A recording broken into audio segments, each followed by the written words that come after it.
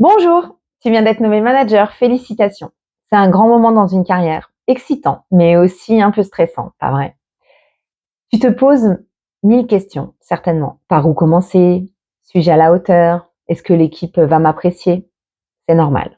Dans cette vidéo, je te propose 5 clés pour réussir ta prise de poste de manager. Reste bien jusqu'à la fin, le dernier conseil est certainement le plus important et je t'offre en plus un petit cadeau en bonus. Allez, c'est parti. Première clé, observer et écouter avant d'agir.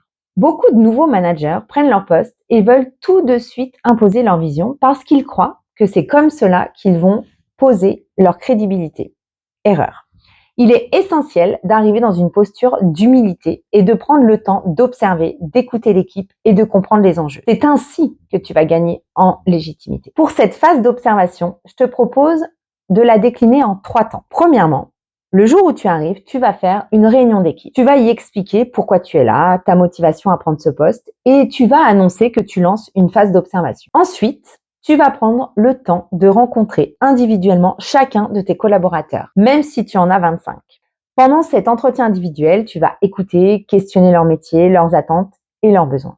Enfin, une fois cette phase d'observation achevée, ça peut te prendre jusqu'à 4 ou 6 semaines, tu réunis de nouveau l'ensemble de ton équipe et tu poses alors ton analyse de la situation, des enjeux, tu partages ta vision, fixes tes premiers objectifs et la feuille de route associée. Deuxième clé, la confiance est le terreau essentiel de ton management. Sans confiance, pas de leadership ni d'équipe performante. Tu dois la créer dès les premiers jours de ton arrivée. La phase d'observation dont je viens de te parler et d'écoute va vraiment t'aider. Sois le plus transparent possible sur ton rôle, les questions que tu te poses, tes intentions. Dis ce que tu fais et fais ce que tu dis. Apprends à verbaliser tes actes managériaux. Ça va être important tout au long de ta vie de manager. Mets aussi en place des rituels, qu'ils soient collectifs ou individuels, pour échanger, écouter, collaborer. Et enfin, dans le cas où tu deviens le manager de tes anciens collègues, accepte qu'ils ne te voient plus de la même façon. Vos relations vont évoluer, c'est normal. Tu dois prendre la bonne posture et la juste distance dès le début. Ton rôle, c'est de poser le cadre et de le faire vivre. Évidemment, dans ce cadre-là, tu vas éviter absolument le favoritisme basé sur tes anciennes affinités. Tu dois être garant de l'équité au sein de ton équipe. Troisième clé, on n'attend pas de toi que tu sois un expert. Tu n'as pas besoin d'être le meilleur techniquement. Ton rôle, c'est de coordonner et de soutenir l'équipe. Tu n'as pas besoin non plus d'avoir réponse à tout, mais tu as besoin d'être ouvert, curieux, de t'intéresser à ton équipe et de poser des questions. Concrètement, apprends plutôt à poser les bonnes questions que de vouloir absolument avoir toutes les réponses. Positionne-toi en tant que manager coach. Ton rôle, c'est de faire grandir ton équipe. Et bien sûr, apprends à déléguer intelligemment en valorisant les expertises de chacun. J'aime bien répéter aux managers que j'accompagne, le jour où tes collaborateurs deviennent meilleurs que toi, techniquement, c'est que vraiment tu fais un bon job de manager. Ton objectif quand tu prends un poste ne doit pas être de gagner en expertise, mais plutôt en légitimité. Et c'est par le cadre clair que tu vas poser, le soutien que tu apporteras à tes collaborateurs, que tu le gagneras. Quatrième clé, fais grandir ton équipe avec une culture du feedback et de la reconnaissance. En lien direct avec ce que je viens de te dire, ta mission principale est de faire grandir chacun de tes collaborateurs. Un manager est un développeur de talent. Pour cela, la reconnaissance que tu vas donner au quotidien est essentielle. Elle va booster la motivation et l'engagement de ton équipe. Je te donne 3 conseils pour cela. Premièrement, utilise les 2 mots les moins coûteux du manager, bravo et merci, au quotidien. Sois généreux dans tes retours, enthousiaste, mais toujours sincère évidemment. Fais du feedback une habitude, un socle de ta culture managériale. Apprends à verbaliser des feedbacks positifs et des feedbacks correctifs qui font réellement progresser. Pour cela, ils doivent être factuels, précis et évidemment toujours respectueux.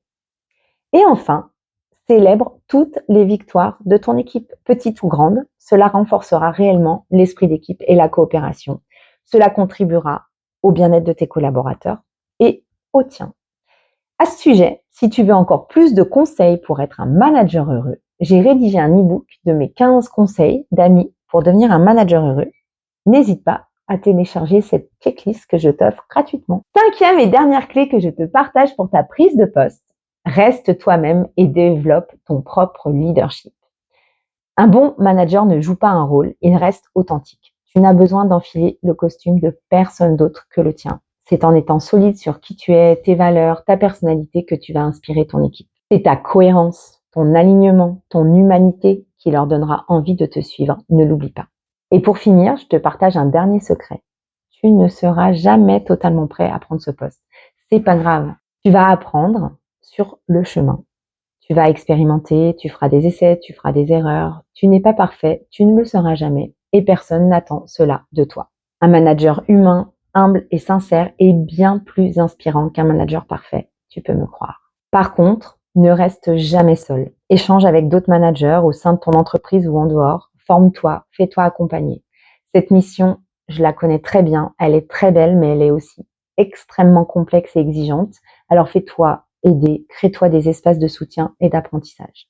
À ce sujet, si tu veux, on peut prendre un café virtuel ensemble. C'est mon petit cadeau. Je te mets le lien de mon agenda en description. Et si cette vidéo t'a aidé, pense à liker, à t'abonner et à activer la cloche pour ne pas manquer les prochaines. Je te dis à bientôt et je te souhaite une bonne prise de poste.